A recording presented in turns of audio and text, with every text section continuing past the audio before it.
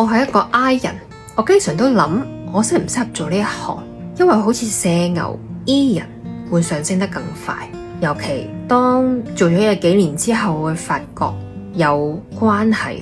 會比有好嘅出品似乎更重要。然後我仲記得喺10年前，我啱啱開始實習嘅時候，嗰個前輩對我嘅評價就係你樣樣事情都做得好平均，但係就冇一樣做得突出嘅，咁樣人哋好難記得你嘅。於是呢句說話我記到嚟10年後嘅今日，你係一個好平均嘅人。但我仲係好熱愛呢個行業，我就係好想做出自己嘅成績嘅，所以我就要花好多嘅笨功夫，做住自己力所能及嘅嘢，希望有一日會俾人聽見，俾人見到，被重視。我諗呢個亦都係陳雷嘅繁星俾到我嘅能量感吧，因為陳雷正正式式紅起身都係喺佢30歲左右嘅時候，佢都係一個人喺香港摩打滾打咗差唔多10年先有而家嘅成績。咁我而家先準備30歲，即係我可能都仲有機會啦，成為一粒星咯，係咪啊？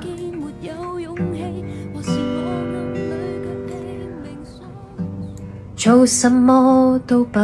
被看好，自問資質不算高，但亦有自己相信的事，仍想去做。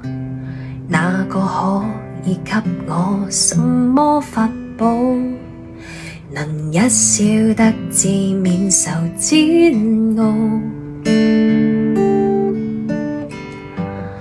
我也很想可被看到，用盡努力，但求要你替我感到驕傲。可在親友面前提到，亦不會像從前那般吞吐。曾經想過活着到底，為什麼平凡人那麼多，多了我這麼一個？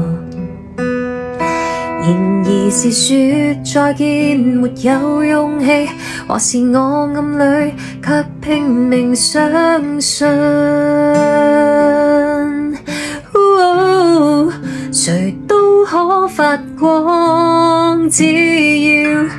找對地方，誰人都可發光，讓我熱情依然未降。成敗與否看我是怎麼看，從來沒標準答案，不要活埋在世俗眼光，重拾自信，讓我做我的主角。